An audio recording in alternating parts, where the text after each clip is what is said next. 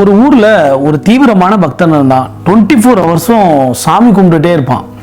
அப்போ ஆனால் அவனோட குடும்பம் வந்து ரொம்ப ஏழ்மையான குடும்பம். அப்போ ஒரு நாள் அவங்க மனைவி வந்து அவர்கிட்ட கேட்குறாங்க, எப்போ பாரு சாமி கும்பிட்டுட்டே இருக்கீங்களே, வீட்டில் வந்து அரிசி பருப்புக்கு என்ன செய்யறது, எப்போ பாரு சாமி சாமின்றீங்களே, ஒரு லாட்ரி சீட்டில் ஒரு 1 லட்ச ரூபா கொடுக்க முடியுமா உன் சாமியால் அப்படின்னு சொல்லி கோபத்தில் அந்த மனைவி திட்டிட்டு போய்ட்றாங்க.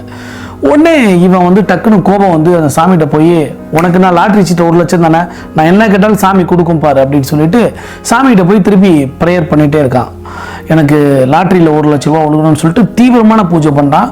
1 மாதம் பண்ணுறான், 2வது எதுவும் கிடைக்கல, 2வது மாதம் இன்னும் கடுமையாக பண்ணுறான், 3வது மாதம் இன்னும் கடுமையாக பண்ணுறான். ஆனால் லாட்ரியில் பணம் விழுகவே இல்லை. இந்த பூஜை புனஸ்காரம் எல்லாத்தையும் தூக்கி எறிஞ்சிட்டு சாமிகிட்ட கோபமாக திட்டுறான்.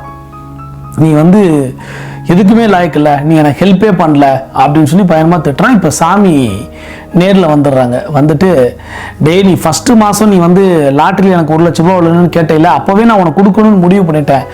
ஆனால் அதுக்கு அடிப்படையாக ஒரு லாட்ரி சீட்டு வாங்கணும்ல, அதை கூட நீ வாங்காமல் எப்போ பாரு என்னையவே பூஜை பண்ணிக்கிட்டு இருந்தேன்னா நான் எப்படிதான் உனக்கு கொடுக்க முடியும் அப்படின்னு சொல்லி சாமி வந்து அந்த பக்தனை பார்த்து கேட்டாங்களாம். ஸோ அது மாதிரி தான் அதிர்ஷ்டம் அப்படின்றது வந்து நமக்கு கிடைக்கலாம். ஆனால் அந்த அதிர்ஷ்டத்துக்கு கூட அடிப்படையாக ஒரு சிறு முயற்சியாவது நம்ம எடுக்கணும். எந்த முயற்சியுமே எடுக்காமல் அதிர்ஷ்டம் நமக்கு கிடைக்கும் அப்படின்னு சொல்லிட்டு ப்ரேயர் பண்ணிட்டும் ஜாதகம் பார்த்துக்கிட்டே இருக்கிறதுல வந்து எந்த பிரயோஜனமும் இல்லை.